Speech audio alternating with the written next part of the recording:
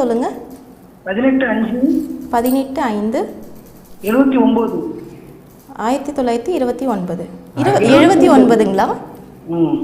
பிறந்த நேரம் 8:55 AM. பிறந்த இடம்மா? விழுப்புரம். ராசி நட்சத்திரம் சொல்லுங்கம்மா. திருவோண நட்சத்திரம், மகர ராசி. மகர ராசி, திருவோண நட்சத்திரம். என்ன கேள்வி கேட்கணுமா? குருஜிக்கு கேட்கும்போது சனி தசை எப்படி இருக்கு? ரொம்ப கஷ்டமா இருக்கு. குரு தசையில இருந்து நான் சரியில்லை.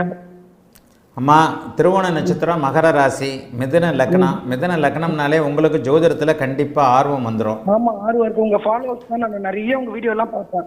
ஆமாம், ஜோதிடத்தில் உங்களுக்கு நல்ல ஆர்வம் வந்துடும். இப்போ உங்களுக்கு ஏற்கனவே நடந்த குரு தசை பெரிய சோகங்கள் எல்லாம் கொடுத்துருக்காது. இப்போ சனி தசை நடக்க ஆரம்பிச்சிருக்கு 3 வருஷமாக. 3 வருஷத்தில் தகப்பன் சார்ந்த விஷயங்கள் பாதிக்கப்பட்டிருக்கும். ஆமாம், அப்பா இறந்துட்டாரு. இந்த 1979 சனி தசை, 1979 இதே மாதிரி சனி ராகு சிம்மத்தில் இருக்கிற பிறந்தவங்களுக்கு ஒரு ஆன்லைன் வகுப்பு நடத்தியிருப்பேன் பாருங்கள். சனி தசை வந்தவுடனே சனி புக்தி, சனி தசை, சனி ராகு இந்த மாதிரி அமைப்பில் அப்பா பாதிக்கப்படுவார்னு சொல்லுவேன். அதுக்கு நீங்களும் ஒரு உதாரணம். சனி தசை வந்து தகப்பனை பாதிக்குமே தவிர மற்றபடி உங்கள் ஜாதகம் கொஞ்சம் யோக ஜாதகமாக இருக்குதுமா. 11ஆம் இடத்துல புதனோடு சுக்கிரனோடு சேர்ந்து சுபத்துவமாகி சந்திர கேந்திரத்தில் இருக்கக்கூடிய புதன் அருமையான யோக அமைப்பு.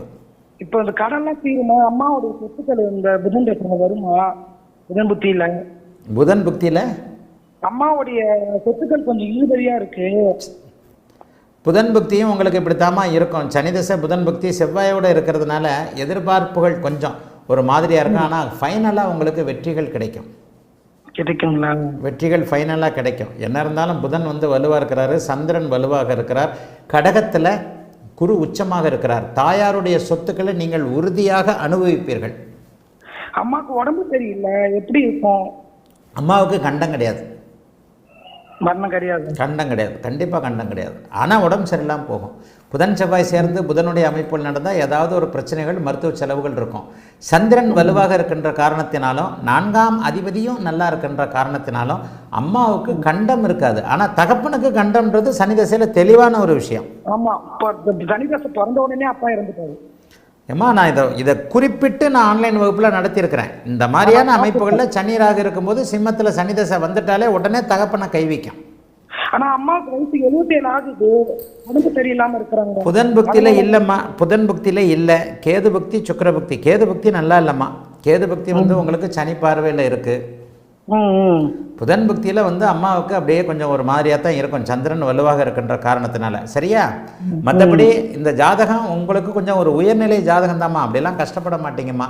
லக்னாதிபதி ஓரளவிற்கு வலுவாகவே இருக்கிறார். எதையும் சாதிக்கக்கூடிய தகப்பனுடைய அமைப்புகள்.